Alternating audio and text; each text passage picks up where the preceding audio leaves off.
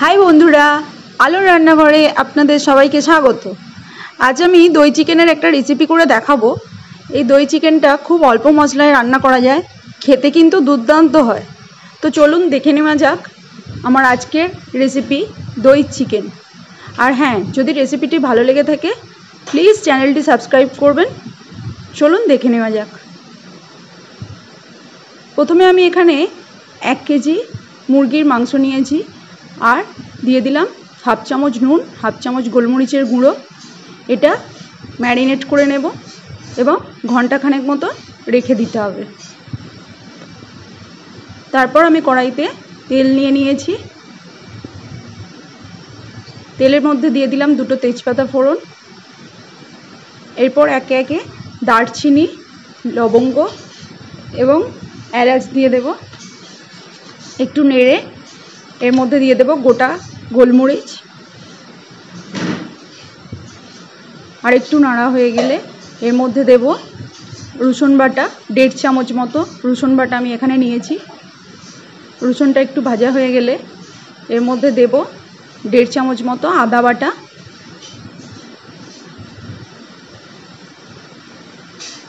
एटाओ एकटू भेजे निते हबे।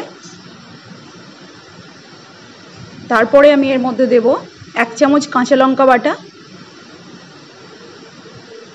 काँचा लंका बाटाटा दिए एकटू भालो करे नेड़े तार मध्य दिलाम 1 चामच शुकनो लंकार बाटा। शुकनो लंका बाटा मांसेर मध्य दिले किन्तु खूब सुंदर टेस्ट हय। एर मध्य दिए दिচ্ছি मैरिनेट करा चिकेनटा।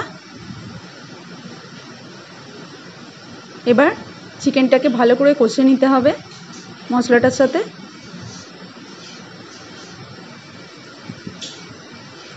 पाँच छ मिनट कषार पर এই পজিশনে আসবে। আমি এবার আরও একটু কষে নিচ্ছি মাংসটা। এর মধ্যে আমি 3টে বড় সাইজ পেঁয়াজ ভেজে বেটে রেখেছিলাম বেরেস্তা বাটা দিয়ে দিলাম।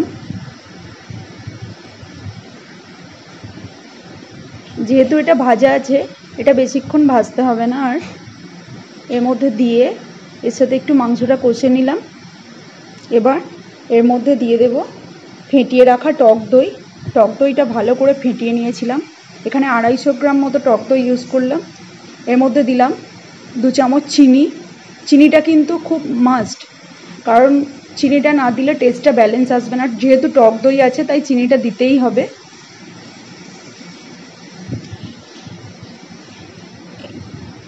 মাংস থেকে এখানে আপনা থেকেই জল ছেড়েছে, কারণ আমি এখানে 1 ফোঁটাও জল ইউজ করিনি। এর মধ্যে একটু নুন দিয়ে দিলাম। এবারে দিয়ে এবারে এর মধ্যে দেব জল। 2 কাপ মতো জল দিলেই হবে। মাংসটা বেশিরভাগটাই সেদ্ধ হয়ে গেছে কষতে কষতে। এবারে আমি 15 মিনিটের জন্য ঢাকা দিয়ে রেখেছিলাম। দেখুন মাংসটা রেডি হয়ে গেছে। এর মধ্যে আমি এবার দিয়ে দেব হাফ চামচ গরম মশলার গুঁড়ো আর কসুরি মেথি হাফ চামচ দিয়ে ভালো করে নেড়ে নেব।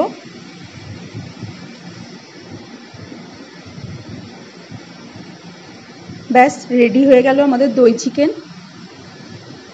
এটা গরম ভাতের সাথে দুর্দান্ত খেতে লাগে। আর যদি রেসিপিটি ভালো লেগে থাকে তাহলে চ্যানেলটি অবশ্যই লাইক, কমেন্ট এবং শেয়ার করার অনুরোধ রইল। আজ এই পর্যন্তই। পরবর্তী ভিডিও নিয়ে খুব শীঘ্রই আসছি। ততক্ষণ টাটা।